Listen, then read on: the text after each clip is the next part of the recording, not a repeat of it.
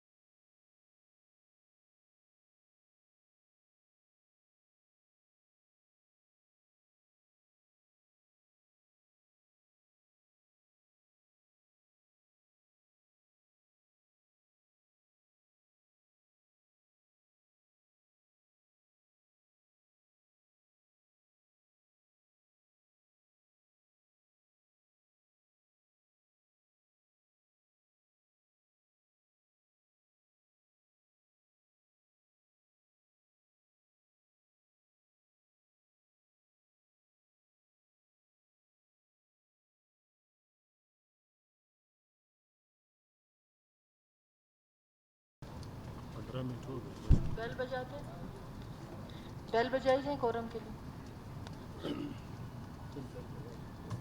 नहीं, बेल तो बज रहे हैं। अच्छा, आप गीलू साहब आप गए थे? जी ताज साहब आप भी? बिल आज पेश होना था, वो नहीं हो रहा। अगर आप यकीन दहानी करा तो बिल पेश क्या, सॉरी क्या कर रहे हैं? क्या ये जो नाबालिगों का जो शादीशुदा का मसला है, एक बिल वो कर रहा। अगर ये बिल पेश हो जाए तो हम उसकी तो अभी तक बारी ही नहीं आई है।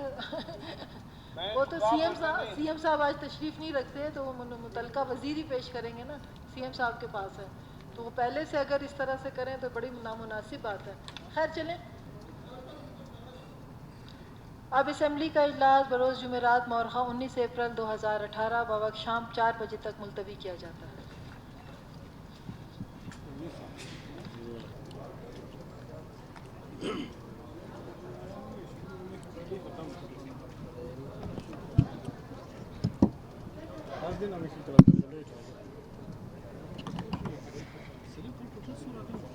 तीस ये गुलाम दस्तगीर का नहीं उसरा लिए होता मुफ्ती गुलाब डाल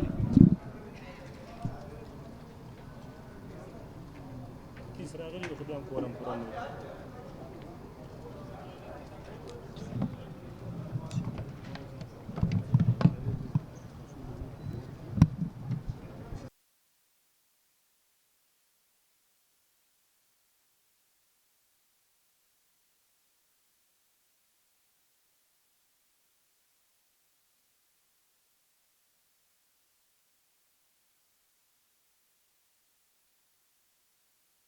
نہ کرنا، بار بار کی نشاندہیوں کے بعد आज हम यहाँ बैठे हैं तो दोस्तों का मशकूर हूँ कि वो सब दोस्तों ने जमहूरी तरतीब से, जमहूरी रवैयों से और आइनी और जमहूरी तकाज़ों के मुताबिक अपना काम कर रहे हैं, लेकिन गवर्नमेंट हर चीज़ को मजाक समझ के उस तरीके से पेश हो रही है। मैं यहाँ पे आप दोस्तों के सामने रखना चाहता हूँ, हमारा एक प्रोटेस्ट ये है कि अगर हम कहते हैं कि पार्लियामेंट इज़ सुप्रीम, तो हमें एक पार्लियामेंट की इज़्ज़त व एहतराम करना चाहिए।